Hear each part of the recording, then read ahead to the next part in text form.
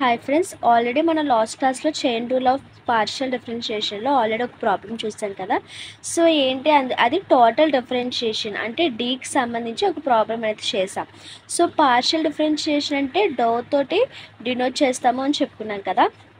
So ఇప్పుడు ఏంటి, ఈ పార్షియల్ డిఫరెన్షియేషన్కి సంబంధించి ఒక ప్రాబ్లం అనేది చేద్దాం.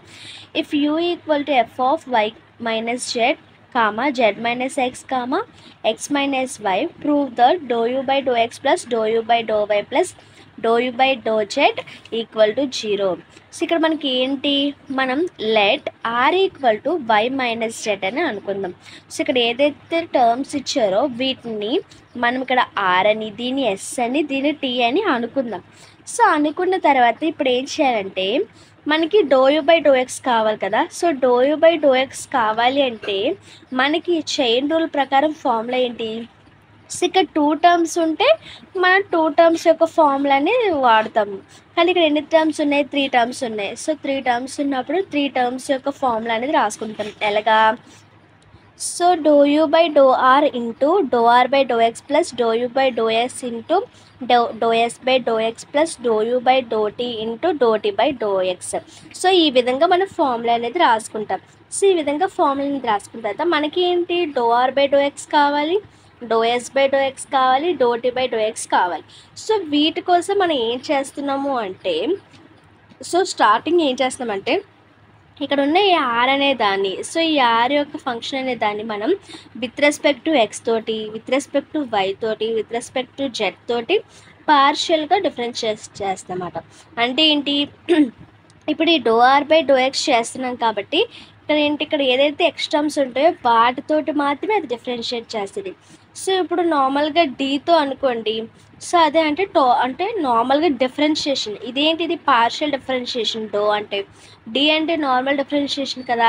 సో డి తోటి దీన్ని చేస్తే మనకేమొస్తుంది, so X Y minus Z X, sorry ఇక్కడ వై అనేది డిఫరెంట్ సింబల్, అవునా, వై అనేది డిఫరెంట్ సింబల్ కాబట్టి మనకి ఎలా వస్తుంది, డివై బై డిఎక్స్.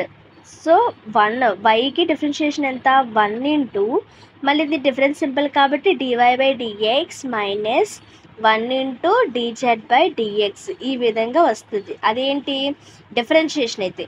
సో ఇది ఈ విధంగా వై తోటి అవుతుంది, జెడ్ తోటి అవుతుంది. కానీ ఇక్కడ ఈ పార్షియల్ డిఫరెన్షియేషన్ అలా తీసుకోవద్దు, ఓన్లీ ఎక్స్ ఉంటేనే అక్కడ డిఫరెన్షియేషన్ అనేది అవుతుంది అన్నమాట. సో ఇక్కడ ఎక్స్ అనేది లేదు కాబట్టి మనం ఇక్కడ ఏం చేస్తామంటే 0 అని పెట్టుకుంటాం. అదే విత్ రెస్పెక్ట్ టు వైతో అయితే వై ఉంది, సో వై అనేది ఏమైపోతుంది, 1 అయిపోతుంది.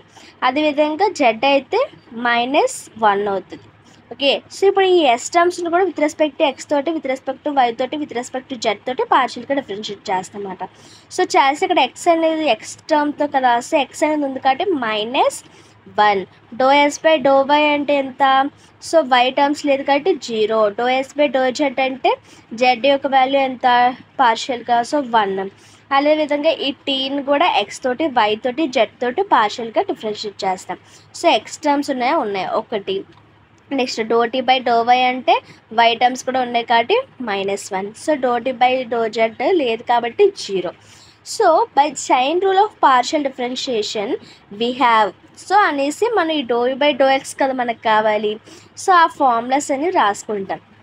రాసేసుకున్న తర్వాత ఈ do are by do X, do yes by do X, do tea by do X ప్లేసుల్లోన మనకి ఇక్కడ ఏమేం వాల్యూస్ అయితే వచ్చాయో ఆ వాల్యూస్ అనేవి సబ్స్టిట్యూట్ చేస్తాం.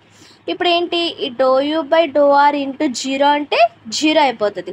ఇంకా మనకి మిగిలింది ఏంటి, minus doe you by doe s plus doe you by doe t, ఇది కదా మిగిలింది. సో దీని ఈక్వేషన్ 1 అనుకుంటాం. సో ఇప్పుడు ఏం చేసాం, do you by do X చేసాం, అదేవిధంగా do you by do Y చేయాలి, do you by do Z చేయాలి. సో మరి do you by do Y formula ఏంటి, సో ఇదంతా ఫార్ములా అన్నమాట. అంటే డో ఆర్ బై, ఇక్కడ ఏంటి, ఇక్కడ do are by do X, do yes by do X, do tea by do X, ఎందుకు విత్ రెస్పెక్ట్ టు ఎక్స్ కాబట్టి ఈ ఫార్ములాస్ యూజ్ చేసాం. ఇక్కడ విత్ రెస్పెక్ట్ టు వై కాబట్టి doe are by do y, doe yes by do y, doe tea by do y అనే formulas use చేస్తాం.